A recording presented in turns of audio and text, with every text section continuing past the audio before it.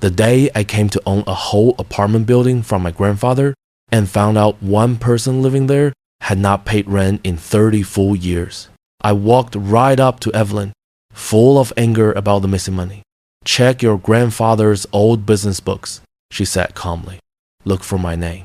When I followed this instruction, the truths I found made me feel cold and deeply shocked.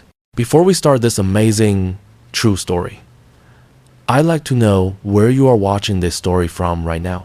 Put it in the comments below, and make sure to subscribe to our channel for more surprising stories published every single day. Now, let me take you back to the exact day I was sure I was going to fix what I thought was my biggest money problem. The phone call from my grandfather's lawyer came on a Tuesday morning that began just like any other normal day. I was sitting in my very small studio apartment, drinking instant coffee and trying to figure out exactly how I was going to pay next month's rent when my cell phone rang with shocking news that would change the path of my life forever. "Mr. Dawson, this is James Sterling from Sterling & Associates. I'm calling about your grandfather's whole property." "My grandfather?" I said, immediately confused. I haven't talked to him in years.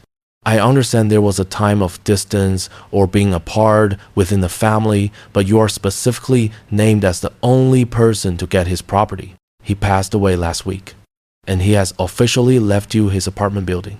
I almost dropped the coffee cup I was holding. My grandfather, George Miller, had been a successful, smart businessman, but our family had a big fight when I was in college. It was about my father's huge gambling debts and my grandfather's strong refusal to keep helping him with money. I was caught in the middle and had chosen my father's side. A bad choice I had long been sorry for, as my dad's painful addiction later ruined our whole family. An apartment building? Yes, a 6-unit house located in the nice Harborview area. It has always been his main way to make money for the past 30 years.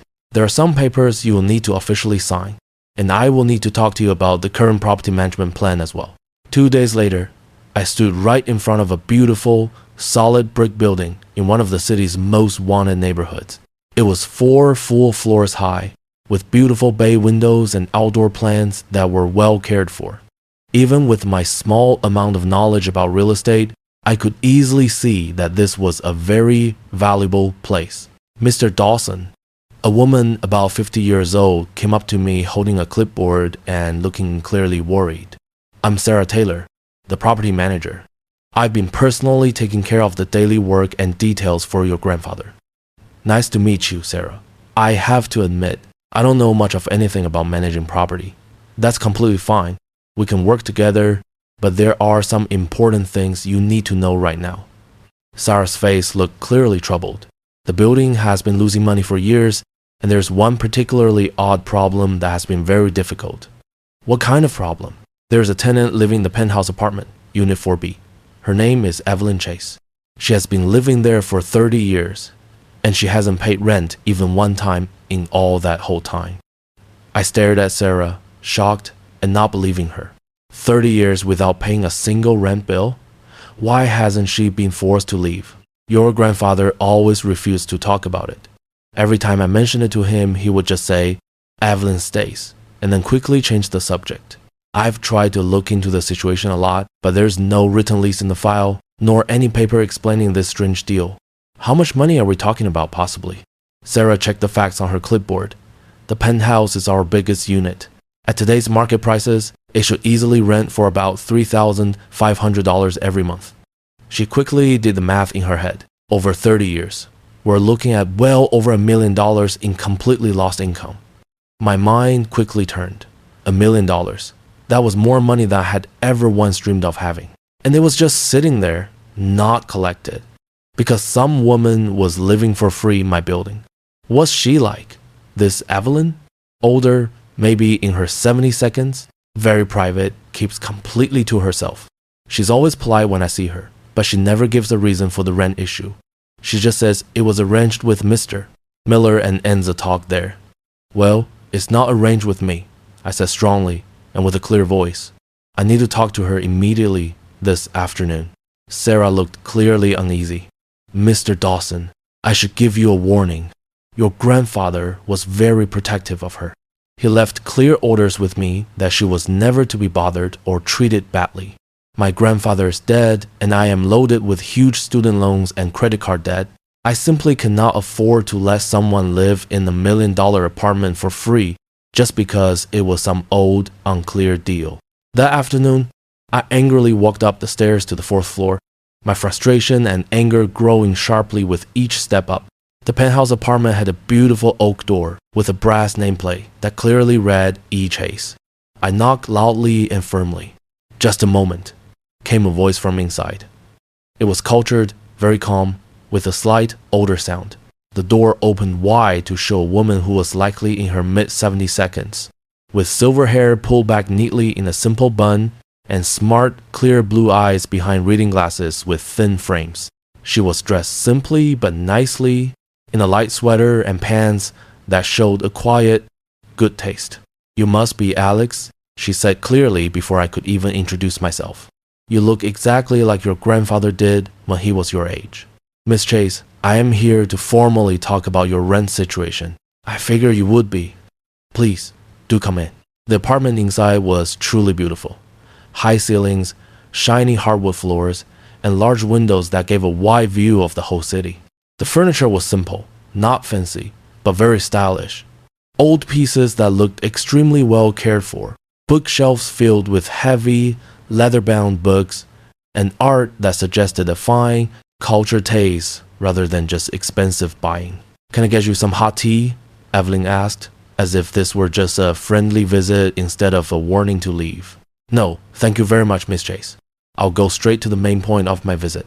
I've officially gotten this building, and I've found out that you haven't paid rent in 30 years. I need you to either start paying the full market price right away, or you must leave the place." Evelyn nodded calmly, sitting back into a big chair and kindly gesturing for me to sit down across from her. "I fully understand your place, Alex. You've suddenly gotten a property, and from your clear view, I look like someone living for free, taking advantage of your family's past kindness. That's exactly what I think you are. Before you make any final, definite choices, I'd like you to do one simple thing for me. Go down to the basement storage room of this building and carefully look through your grandfather's old business accounting books. Look specifically for my name, Evelyn Chase. And when you find it, please read the specific notes very carefully." "Why would your name possibly be in my grandfather's business accounting books?" "Because 30 years ago, your grandfather and I had a very specific business deal. A deal that I strongly believe you'll find quite helpful and clear." "What kind of specific deal?" She smiled with a touch of sadness. "The kind of deal that saved your grandfather's whole business and built your family's fortune. The kind that made it completely possible for you to get this whole building in the first place." "I don't understand what you mean." "You will. Check the books, Alex. Look for notes specifically written in 1993, and when you find them, come back here, and we can continue our talk." I left Evelyn's apartment much more confused than I was angry. Her calm confidence had completely unbalanced me. She was not acting like someone caught cheating. She was acting exactly like someone who had every real right to be there in the building. The basement storage room was a thick maze of old boxes, old furniture, and dusty filing cabinets. It took me a full 2 hours to successfully find the boxes clearly labeled Business Records 1990 to 1995. Inside were dozens of heavy, leather-bound books, each one carefully filled with my grandfather's neat writing. I started with the 1993 book, quickly turning through pages of money coming in and money going out, rent payments, and repair costs. My grandfather had been incredibly careful, recording every single money movement down to the smallest coin. It was on page 127 of the July 1993 book that I finally found the first mention of Evelyn Chase. July 15th, 1993. Emergency loan received from E. Chase, $250,000. Terms, no interest, no set time for paying back mentioned. None asked for or needed. I stared hard at the note, reading it a total of 3 times to make sure I fully understood the facts correctly. $250,000 with no interest and no set plan for paying it back. In 1993, That was a huge, life-changing amount of money. I continued reading, finding more notes over the next months. The 3rd of August 1993. More money received from E. Chase $150,000. Same terms as before. September 12th, $1,993.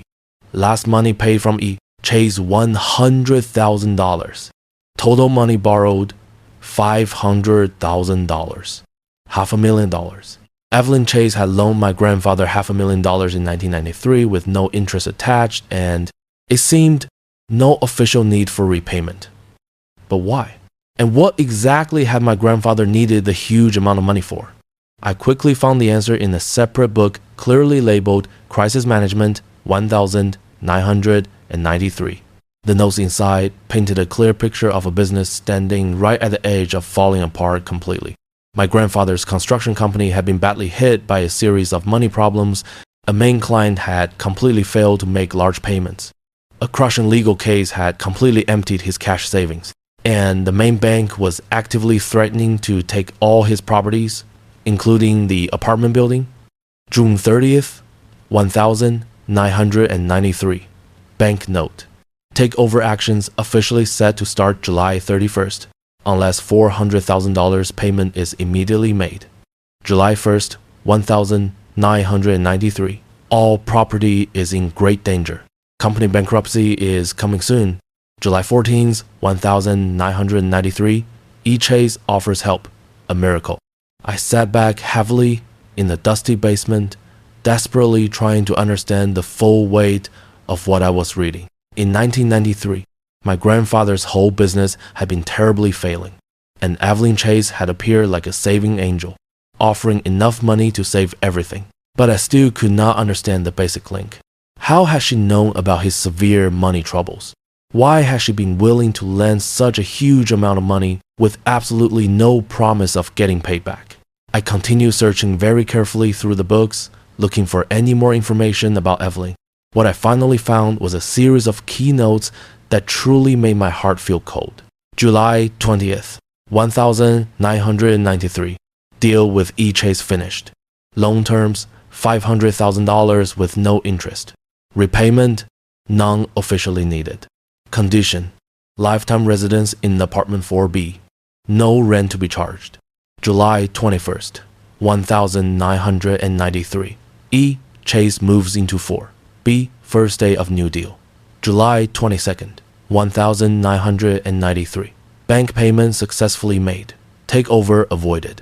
Business officially saved. I found a plain brown folder tucked right behind the books, clearly labeled E. Chase Private. Inside were copies of important legal papers. And what I read there let me understand the full, amazing size of what had actually happened. Evelyn Chase hadn't just been a kind person with surprisingly a lot of money. She had been a brilliant young investment banker who had made a lot of personal wealth during the early 1992 stock market boom. At the young age of 42, she was well known as one of the most successful women working on Wall Street. The papers told a shocking story that literally stopped my breath. Evelyn had been actively looking for investment chances when she heard about my grandfather's dangerous situation through a mutual business friend. But instead of treating it as a normal business loan, she had structured the deal as something completely new and unlike anything else. The loan paper was different from anything I had ever seen in finance. Evelyn had given my grandfather $500,000 with only one single rule, that she be allowed to live in the penthouse apartment for the rest of her life, completely free of rent. No other rules were attached, no plan for paying back was needed, and no interest would ever be charged. But there was more. A single handwritten note in my grandfather's familiar style was dated July 15th, 1993. Evelyn Chase is not just saving my business. She is saving my family's whole future.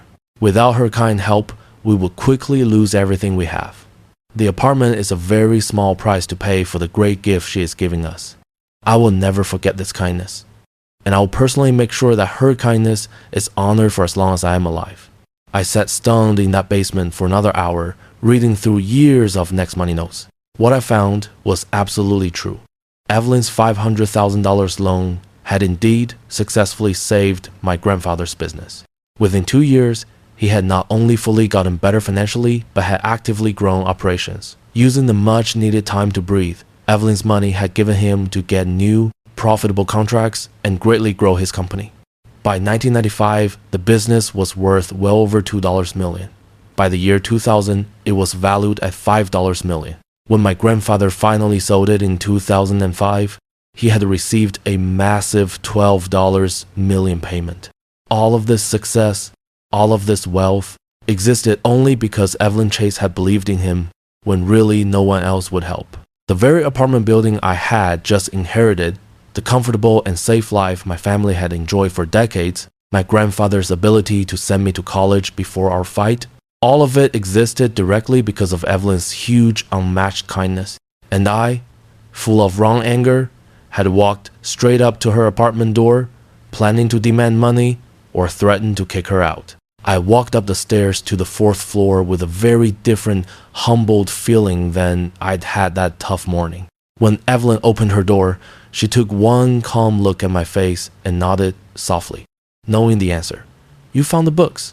"Evelyn, I had absolutely no idea. I am so very sorry for my words. Come in, Alex. I think it is time we had a proper, honest talk." This time, I gladly took her offer of tea, sitting in her nice, quiet living room while she carefully made it with the calm, quiet skill of someone who had been patiently waiting for this exact moment for a very long time. "You alone saved my grandfather's business," I said when she came back and put the tea things down. "I made an investment," she corrected me gently, "one that clearly paid off very well for your whole family. But you never once asked for the money to be returned. $500,000, and you simply gave it to him." Evelyn sat down in her chair, her smart blue eyes thoughtful. "Alex, in 1993, I was 42 years old and personally worth about $8 million. I had more money than I knew what to do with, but I was also deeply, intensely lonely. I had spent 20 years building a hard career on Wall Street, and I had given up literally everything else to be successful. So why did you choose to help my grandfather specifically? Because when I met William, I immediately saw something key I had lost: honesty. He was a truly good man who had built a real business, who gave jobs to dozens of people, and who clearly cared more about doing the right thing by his dedicated workers than just making the most money. When I learned he was in big trouble, I saw a rare chance to use my money for something truly important. But the apartment deal was specifically my idea," Evelyn said strongly. "I didn't want your grandfather to constantly feel like he owed me. I didn't want him to spend the rest of his life trying to pay back a huge amount of money I simply didn't need. So I purposefully set it up as a simple trade. My money in exchange for a safe place to live." "But you could have easily paid for any apartment in the city, the most fancy one." Evelyn smiled slightly. "I certainly could have, but I didn't want just any apartment, Alex. I wanted a real home. I wanted to be an active part of a real neighborhood, to have normal neighbors, to feel like I truly belonged somewhere. This building gave me exactly that. Have you been truly happy living here?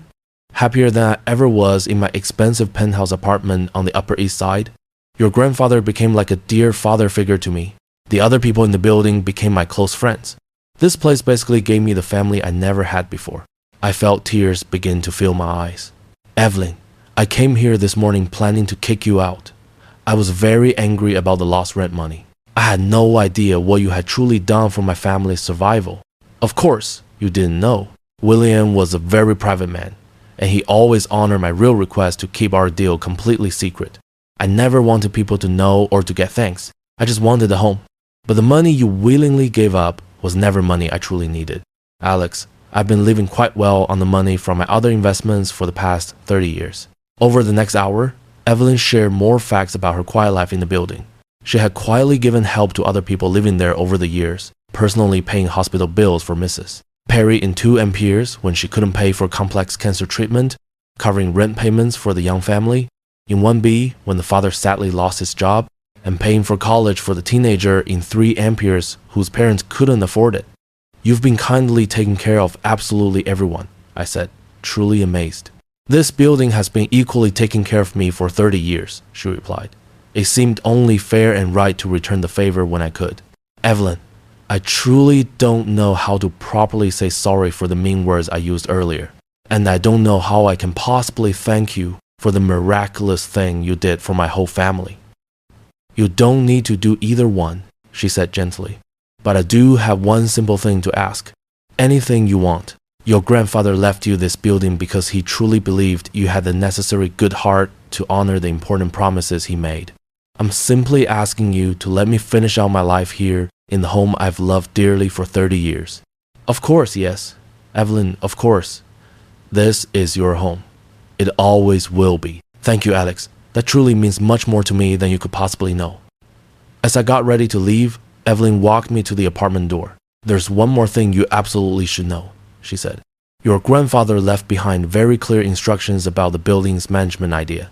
He wanted you to fully understand not just the business and money side, but the important human side of the property. This building is not just an asset to invest in, it is a community of people. What do you mean by that? Look inside his old desk drawer when you go back home.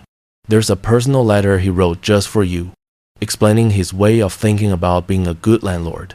I think you'll find it really helpful. That evening, I found the personal letter Evelyn had mentioned. In my grandfather's familiar, careful handwriting, it clearly read, Alex, you've gotten a deep responsibility to the people who truly call this building home. Being a landlord is about much more than just collecting rent money. It's basically about giving safe shelter, security, and personal respect to the families who have placed their trust in you with their most basic human need. Evelyn Chase alone saved our family when we had absolutely nowhere else to go for help. She asked for nothing in return except a place where she felt she belonged. Honor that deal, not just because it's legally required, but because it is right and good. She gave us everything we currently have. But more than just that, learn deeply from her amazing example. Use this building to actively build community, not just personal wealth. The tenants are not just sources of income. They are your neighbors. And true neighbors are responsible for taking care of each other. I truly hope you will try to be the kind of landlord I sincerely try to be and the kind of great person Evelyn taught me how to become. Money changes and goes away, but the real relationships we build and the kindness we show, that is the lasting wealth. Your grandfather, George Miller. I folded the letter carefully, finally understanding the full, huge importance of what I had actually gotten. This was not just a building. It was a deep legacy of kindness and community that my grandfather and Evelyn had carefully built together over 3 decades. Over the next months, I completely threw myself into learning everything I possibly could about property management, but with a greatly different, kinder way of thinking than I had started with. Instead of focusing only on making the most money, I chose to follow my grandfather's good example and Evelyn's gentle advice. When Mrs. Perry in 2 Amperes clearly needed a new air conditioning unit, but could not pay for it, I had a new unit professionally put in and spread the full cost over her next rent payments with absolutely no interest charged. When the young family in 1B welcomed their second baby and badly needed more space, I helped them move smoothly to a bigger unit in a sister building. I found out my grandfather owned, keeping their cheap rent payment exactly the same. Evelyn quickly became my unofficial, trusted helper, gently teaching me about the delicate, necessary balance between running a successful business and truly caring for the people it serves. She had decades of helpful experience in both high finance and knowing human nature, and her ideas were incredibly helpful. The secret? She explained to me one afternoon as we looked at the building's difficult money papers. Is seeing that properly taking care of people is naturally good business. Happy tenants stay for a long time, take better care of the property, and excitedly tell their friends about it. Kindness isn't just morally correct, it is also good for business. She was totally right. Under my grandfather's kind, people-first management style, the building had almost no people moving out. Tenants happily stayed for many years, even decades, creating a strong, steady income stream that more than made up for the occasional help with money or repair cost. 6 months after officially getting the building, I made a shocking discovery that stunned me even more than the first surprise about Evelyn's huge loan. While carefully organizing my grandfather's collected papers, I found a folder clearly labeled E. Chase Ongoing. Inside were detailed records showing that Evelyn had been quietly and steadily giving money for the building's upkeep and big improvements for all 30 years. New roof put in 1998. Evelyn had personally paid half the cost. Elevator update project in 2005. Evelyn had covered the whole cost herself. Heating system update in 2010. Again, Evelyn's money. She had been not just a tenant living for free, but an active, silent money partner in keeping up and greatly improving the property's value. When I finally talked to her about these specific records, she simply shrugged easily. It's my home, Alex. When you truly love your home, you naturally take care of it. But you've willingly spent hundreds of thousands of dollars on necessary improvements. And I have lived in a beautiful, very well cared for building for 30 years. It was worth every single penny. Evelyn, you've been actively helping to pay for this building, not illegally living for free off it. I have simply given what I could easily afford to give, just like everyone else who truly cares about their environment. A year after officially getting the building, I received an unexpected offer from a large building company to buy the property for a stunning $15 million. They wanted to quickly tear it down and build luxury apartment buildings in its place. It was much more money than I had ever dreamed of having available. I brought the offer to Evelyn, fully expecting her to be very upset at the mere thought of losing her loved home. Instead, she simply smiled widely. Congratulations, Alex. That is a truly life-changing amount of money. I am not going to take it, I told her. Why not? She asked. Because this building is not just an investment. It is a real community. It's Mrs. Perry's home, and the Johnsons' home, and your home. I simply cannot destroy that foundation for the sake of money. Evelyn's eyes filled with tears of pride. Your grandfather will be greatly proud of the choice you just made. I learned from the very best teachers, I replied. 2 years later, I had successfully turned my kind way of managing property into a strong small business. I now managed 5 different buildings, all working with the same main idea my grandfather and Evelyn had taught me, that being a successful landlord was about much more than just collecting rent money. Evelyn had basically become my business partner in everything but the official title. Her good money sense, mixed with my grandfather's deeply kind approach, created a management style that was both profitable and very human. You know, she said one evening as we sat in her beautiful apartment, looking at plans for fixing up another building I'd recently bought, I never thought my retirement years would be this good. What do you mean by that? I asked. When I fully left Wall Street, I truly thought I was done with business. I thought I would simply live quietly and read books until the end. But actively working with you, helping you build something truly important and focus on the neighborhood, it's given me purpose again. You've given me much more than purpose, Evelyn. You've given me a calling and a life direction. We have given each other a much-needed second chance. She corrected softly. On the 3rd anniversary of officially getting the building, I planned a large celebration party for all the tenants. As I looked around at the many families who had made this place their permanent home, at Evelyn holding Mrs. Perry's new grandbaby, and at the teenagers from 3 Amperes who were now successfully in college thanks to Evelyn's quiet scholarships, I realized that I had gotten something far more valuable than the building itself. I had gotten a deep legacy of kindness, a clear way for how a business could truly help people, rather than just take advantage of them, and a strong reminder that the most important investments we make in life are in each other.